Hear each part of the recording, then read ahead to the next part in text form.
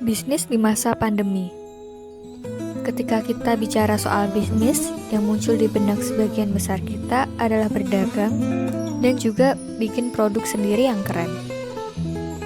Untuk membangun bisnis bukan hal yang sulit, tetapi juga tidak semudah membalikkan telapak tangan.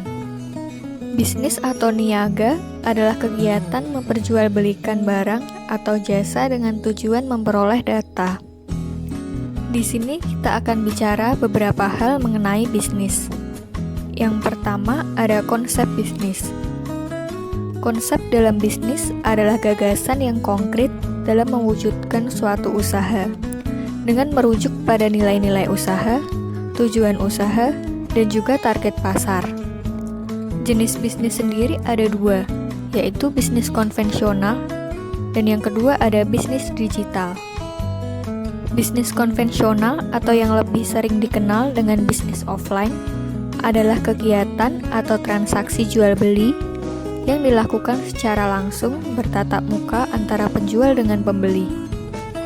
Lalu, untuk konsep bisnis digital sendiri menurut Eduardo Orozco dalam Enabling Commerce Using the Internet, konsep bisnis dibagi menjadi tiga, yaitu brick and mortar, click and mortar, dan juga click only. Mari kita bahas konsep bisnis digital menurut Eduardo Orozco. Pertama ada brick and mortar. Tradisional e-commerce ataupun e-commerce yang melayani bisnis produk dan jasa melalui fasilitas fisik atau toko.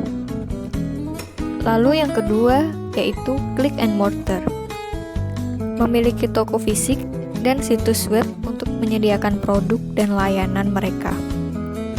Pelanggan dapat membeli produk dan jasa melalui website dan dapat melakukan pembelian di toko fisik. Lalu yang ketiga, click only. Perusahaan tidak memiliki toko fisik atau lokasi, menyediakan produk dan jasa di internet, dan menyediakan saluran bagi pelanggan untuk membeli produk dan jasa hanya melalui saluran internet. Di sini kita juga akan membahas peluang bisnis di masa pandemi. Pandemi COVID-19 masih belum berakhir, membuat kondisi perekonomian mengalami penurunan secara drastis di sektor bidang usaha. Bisnis saat pandemi tak hanya memberikan penghasilan berupa uang, tetapi juga mengajarkan atau melatih diri bertahan di segala kondisi. Lalu apa aja sih jenis peluang bisnis di masa pandemi ini? Yang pertama, kita bisa menjadi social media manager. Kita juga bisa menjadi content creator. Lalu SEO spesialis. Pakar SEO yang memiliki keahlian khusus dalam hubungannya dengan internet marketing. Lalu kita juga bisa membuat usaha frozen food.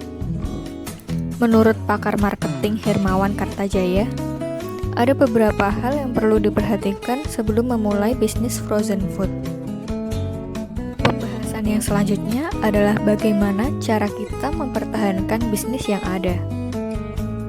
Caranya yaitu dengan mengoptimalkan sistem online, melakukan promosi dan kolaborasi menarik, dan juga mengatur pengeluaran dengan baik. Ada beberapa strategi dasar dalam berbisnis.